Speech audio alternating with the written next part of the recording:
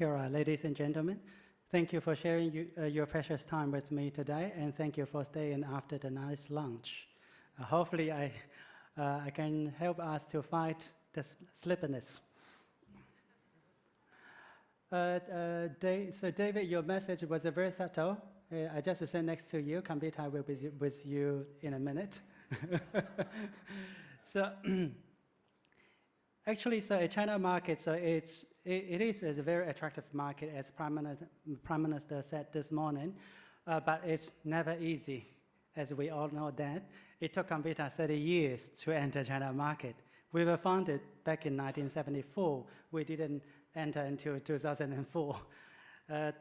And then it has been a bumpy ride. Although we haven't achieved as much as Sir Richard Taylor, and we did learn our lessons. and then along the 19 years, first and foremost, as many other international businesses. So and then we thought, oh, so China market is too complex, and then let's deal through a local distributor. That's easier. That was our day one. So and then Mr. Zhu, a distributor, did really well, but with only two simple stories. And a friend asked me to focus on our storylines into China market. And then so two simple stories by Mr. Zhu. So first and foremost, Comvita is from the pure New Zealand. That story already was selling really well. And second story by Mr. Zhu was Comvita is the biggest Manuka honey manufacturer. And then so entering into 2017, 18, these stories stopped working, and our growth plateaued, so at circa $15 million.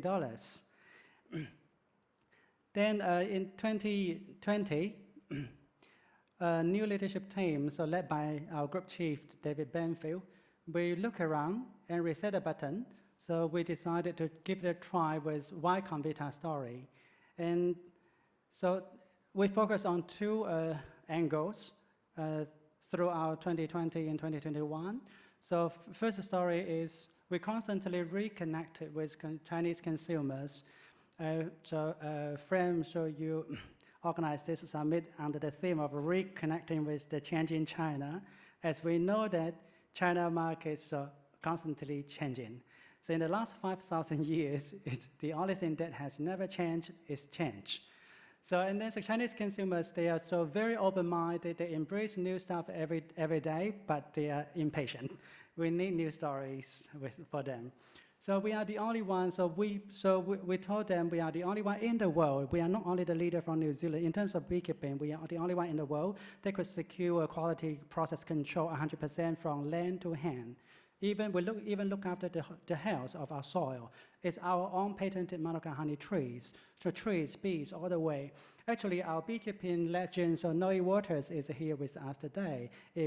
So she could quickly turn you into Comvita fan, so within a second.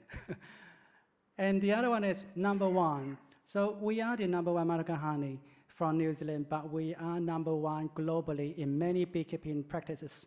For example, so every batch of our products will be tested by more than 34 times. So independent audit, government audit, and Comvita was the only one that was able to make medical devices out of bee products, which was certified by US FDA.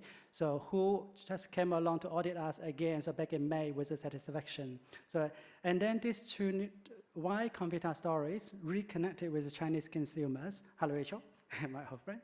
So, and then that helped us to grow Comvita by 60%, so and then to $80 million. And also, entering into 2022, we look around the world. Clearly, so the world was wounded after the pandemic, especially consumers in Shanghai. Shanghai is our biggest market in mainland China. And then so we asked ourselves internally, so in Bangalore, our leadership team, we had a huge, not debate, or discussion, so what's more relevant for Chinese consumers after the pandemic? So clearly, so and then we asked around, we look around, And then so it seems our consumers, because our target consumers in China, they are the middle class, upper middle class, they are well educated, they have the leading awareness of a green planet even before the pandemic. After pandemic, so many of them, they are calling to heal and protect the world. And many of them, they are telling people around them, human beings, we cannot find nature. No chance, never tried it. And then so we went back to them, so with the theme as, so when the world asks, the nature has the best answer. So nature heals, Comvita protects. And then we launched our Harmony Plan to reconnect with them. So from 4 angles, it's more than traditional sustainability program. So 4 angles, the first one is climate action. Comvita is now seriously committed to carbon neutral by 2025. It's not 2035, just 2 years away. That's very inspiring to our consumers, especially in Tier 1 cities, Beijing, Shanghai, Guangzhou, and Shenzhen. And then second angle is bee welfare. We are committed to save 10 million bees every year. Now we have saved more than 14 million bees around the world. And third angle is biodiversity, which is very important to restore the balance. We are planting native bush, native trees across New Zealand. So now we have planted 6.8 million trees. We will do that in China market as well. Last but not the least, so we are committed 1% and above of our profits for the local community impact. We are giving our global team 1 extra day off as time to heal, to help their people, to help people around them. So, and the key bit is here is we put our action, so our theories and our stories into action. We must be genuine. We must be real. This is what we are doing in Africa. It's under threat from habitat loss. The greatest threat is development within the corridor. When Saving the Wild and Comvita joined forces to secure wildland, we looked at ways that we can work in harmony with nature, and that is when we launched the Saving the Wild beekeeping project. The project has already had a positive impact. Bee pollination is critical to the ecosystem in supporting all wildlife. And so while the bees are pollinating, the elephants are dispersing the seeds, and all of these things are contributing to a far more healthier, more robust ecosystem. Bees are very important. In fact, they're critical, and they have a powerful role in restoring nature in more ways than one. We're working together with the local Maasai people to help create more opportunities to work in harmony with their land. We started with 200 hives, and we've recently completed our first harvest, and then the profits from the sale of the honey is invested into a scholarship fund for the children of the local Maasai landowners. And so essentially what we're doing is investing in the future guardians of this great wild place. The Saving the Wild beekeeping project is just such a positive thing on so many levels.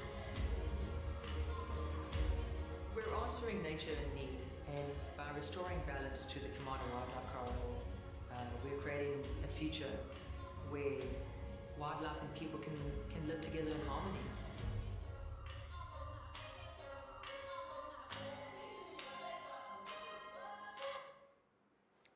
We're not as big as the Fortune 500 companies, but we are real, we are genuine. We are leveraging our industry knowledge and expertise to help people and the communities wherever we go. We are now also engaging the apiary association in China and Korea to help them to save their bees and modernize their beekeeping practices. For example, Comvita, we are one of the very few in the world. We do not use antibiotics in our hives, and we don't use chemicals and etc.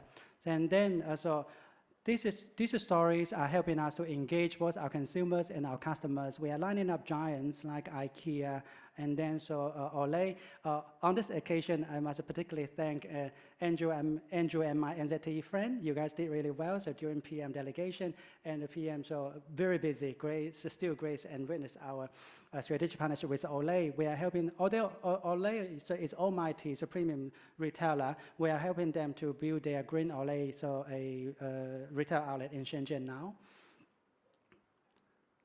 So once your products and your storylines go well, the results will come automatically. Then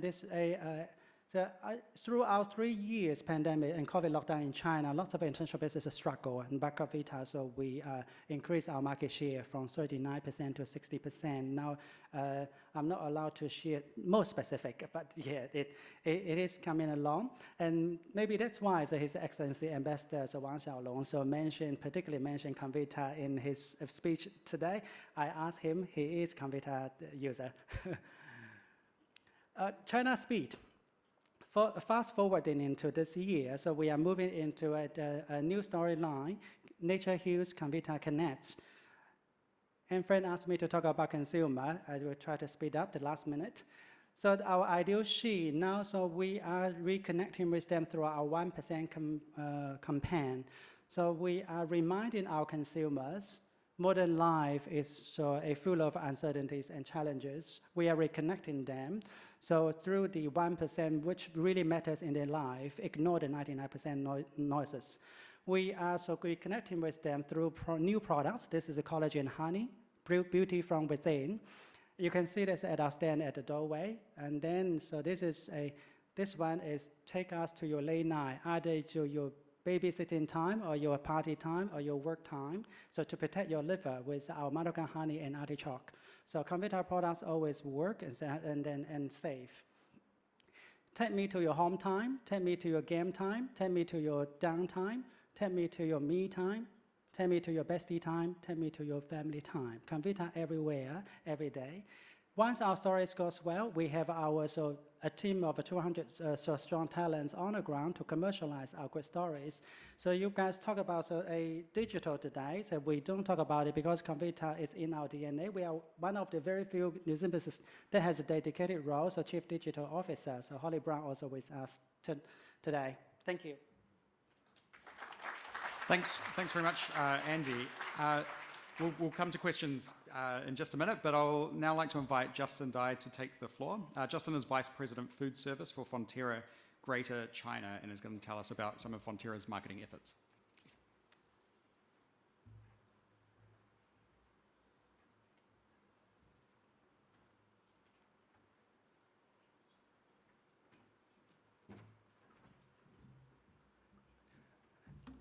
I thank you. It's my great pleasure to be here today to share some of our views and insights from China food service market.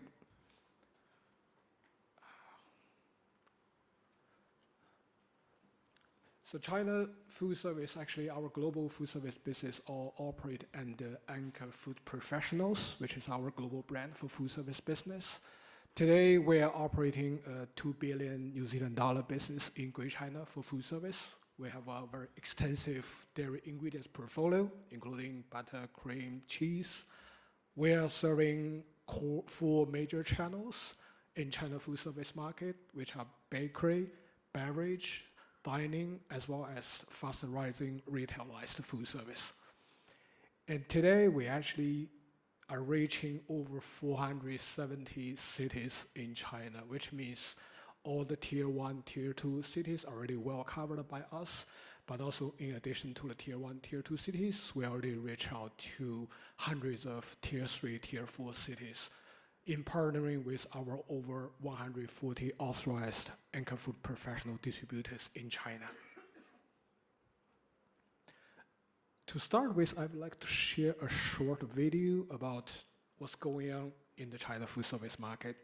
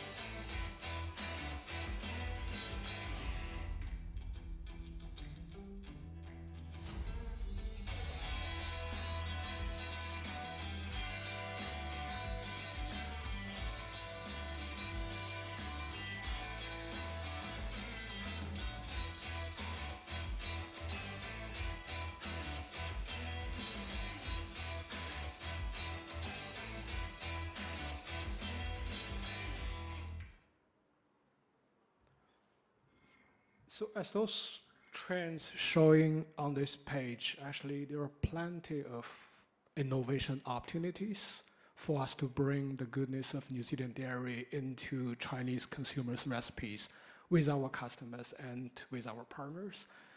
Actually, I will share a few examples. Shown on the page, first actually is, it looks like a burrito probably from the Western. I mean, if you go into a US supermarket, you see a lot of burritos, but the burrito is actually very new to China. But in China, there's a typical, we call it bread rolls. So this is a beef cheese roll. Actually, it looks like you change the crust by change the thin crust by a burrito, then wrap the beef and mozzarella in it. But this was launched roughly 2 years ago, but was immediately a hit. Give you a number actually at its peak time in one of the largest China retail chain in the daily space, every day sold more than 1,000 pieces of this cheese beef roll. And in the peak time, actually, we have these products through many different customers, over 30 manufacturers, different brands, sold across all the online, offline major channels, including not only the offline retailers, but also like a Tmall, JD.com, Hema as well. The second one is a dirty coffee. The last time I checked out of the coffee stand, I don't think those coffee available in New Zealand. This is a coffee basically developed through, I mean, it's an espresso, but with a dose of milk, cream, but also cream cheese and butter. So I know it sounds a little bit odd, but when this dirty coffee was launched about a year ago, it was an immediate hit. When it was launched by one of the largest local coffee chain in China, in the first week, nationwide sold over 6 million cups just in 1 week. So that was, I mean, we were very proud. We have Fonterra's Anchor Fruit Professional Cream Cheese and Butter in the recipe. So we were very proud of that success. One of the reasons, I think one of the guest speakers mentioned this morning or the afternoon actually, like in a restaurant, consumer go to a bakery shop or a coffee shop or tea house, some of them go in there looking for the exact same indulgent experience. They want to repeat it. But some of them, every time they go to store, they look for something different, looking for something novel. So this is the speed and the kind of complexity of the innovation in this beverage space. Our CEO also mentioned a number of new beverages launched in China every year. The third one actually is a cream cake. We would say the pandemic actually boosted the Chinese consumers' awareness about the goodness of dairy. So then there's a huge trend actually continuing happening while we upgrade certain, the cakes or pastries used to be made by either non-dairy cream or blend, but now customers are looking for full dairy cream. Like in the top tier cities, tier 1 cities, maybe 9 out of 10, if you buy a mousse cake or a dairy or cream cake, should be all made by full dairy now. But in tier 3, tier 4 cities, still many of them are made by like a non-dairy cream or blends. Well, consumers actually are actively looking for. They're asking what kind of cream you are using. So this is a trend we are continuing with new applications to boost. The last one actually is also very interesting. Is we call it a probiotics cream. Some of you probably aware actually Fonterra, we have our proprietary strains developed by ourselves decades ago. We actually launched in China and huge success, tremendous growth rate over the past 3 years into supplement, into dairy, into yogurt, all those applications, probiotics. The pandemic again boosted the growth of this business. So last year, this is one of the innovation. We worked with one of the national leading bakery brands. We actually launched the probiotics cake. So which means it's not only bring the delicious to consumer, but also with a health and wellness element into. So those are just a few examples of the local innovations we bring to this market.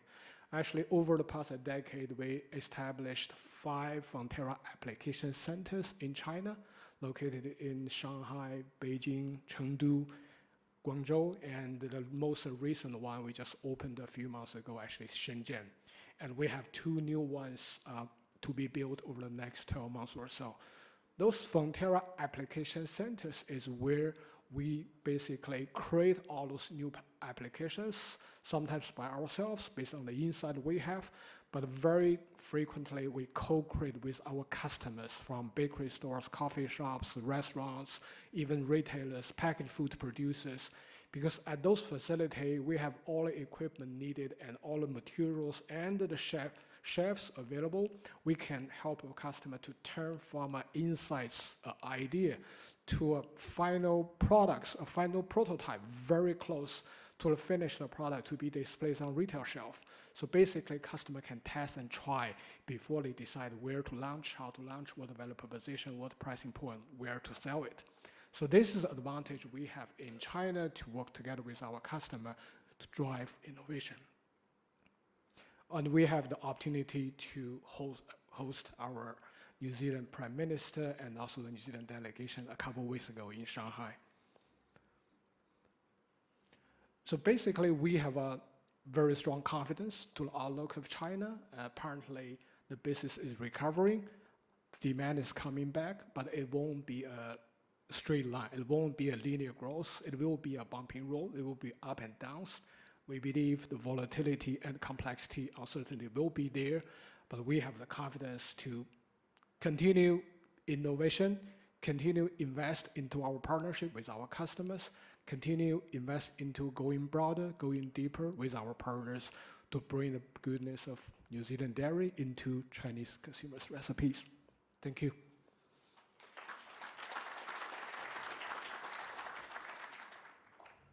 Thank you. Thanks very much. We've got time for a few questions. I did want to ask, you talked about the tier 3, tier 4 cities, which I think from a New Zealand perspective, they're still significant cities. But I wondered, is there a difference in the way that you might approach selling into those cities or marketing towards those consumers?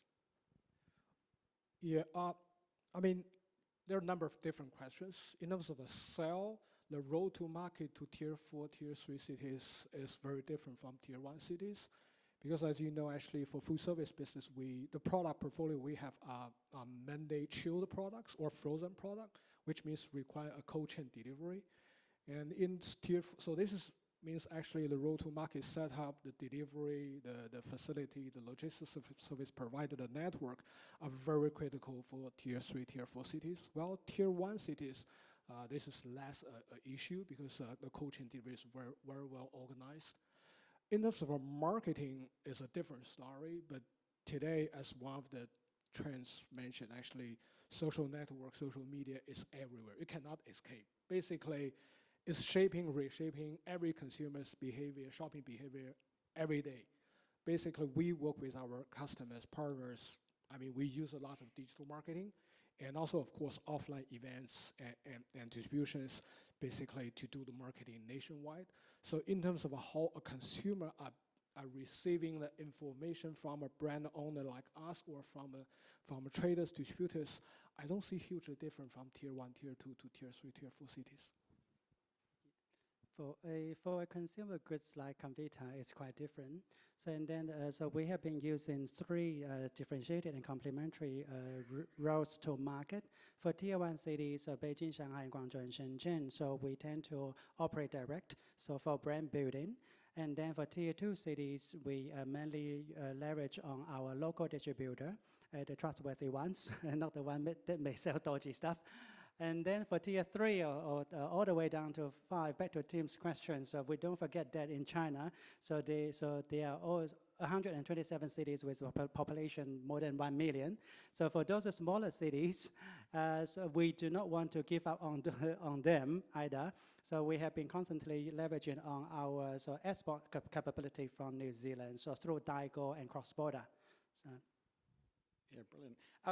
We've been hearing a lot about sustainability today, and we know how important that is to China. I wondered if either or both of you might like to comment on how you use social media to tell the New Zealand sustainability story. Yeah, actually, sustainability has been a key theme of the nationwide marketing programs we've done over the past 2 years. So one thing we done actually, we partner with, because we are a food service business, so we pretty much serving business customers. I mean, through them, together, we bring the message to consumers or to their customer, to our customers. So then we basically partner with our customers, use the digital platform. When we launch, for example, Earth Day, when we launch about it, because the key message we bring in about New Zealand dairy is low carbon. It's the world best level in the carbon emission dairy, and also grass-fed. So all those key messages, we will work with our customers to not only launch in their, for example, WeChat account or in TikTok or Xiaohongshu, but actually some of our customers, like one of the beverage customers we work together, they have 6,000 stores nationwide. Each store get 2 displays, big displays. All those displays, 12,000 displays are controlled actually by the headquarters, what content to show. So on that specific day, we have the programs, we have the displays, pictures, messages turned on on the same time, online, offline. So that's kind of the power of the digital media in China. There are so many media vehicles for China market, but the consumer groups are quite different. For a Comvita's experience is when it comes to a topic like sustainability, the consumers on Little Red Book, Xiaohongshu, they are more relevant. And then for our private domain, so WeChat, so we also use that for that purpose. But for the Weibo or the public media vehicle, more commercial, less brand building. Yeah, great. And how about influencers? Would you be able to tell us a little bit about how maybe you make use of influencers in market?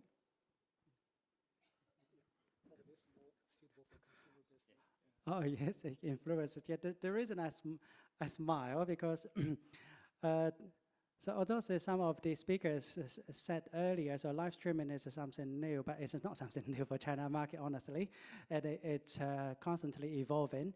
After China reopened, from COVID lockdown, so since last December, we have been witnessing and experiencing the constant change, fast transformation of the digital platforms and the KOL. For example, even the almighty Austin Li Jiaqi, his sales power is declining big time. And the conventional platforms, so JD.com, Alibaba, especially Tmall, they have incubated so many influencers. All of them, their sales dropped by a lot. And so I showed my last slide for June 18th, the sales revenue. If you look through the June 18th sales report or the Singles Shopping Festival sales report last year, the market went quiet for good reasons. So now live streaming is still there, but do not over rely on 1 or 2 key influencers. It doesn't work like that. For example, and so the more and more businesses are now are testing AI-driven 24/7 live streaming session for engagement. So there's no rapid way to win. And then another very inspiring way is the CSR based live streaming. For example, lots of businesses in China, they're setting up their live streaming base in Qinghai. So and then for the good cause of poverty support. This is the live streaming chain in China. Amazing. Well, thank you. We're just about out of time, but thank you, Justin and Andy, for sharing your expertise with us and for introducing us to dirty coffee, which I'm sure we all want to try now. So could we please give them a huge round of applause? Thank you very much. Thank you.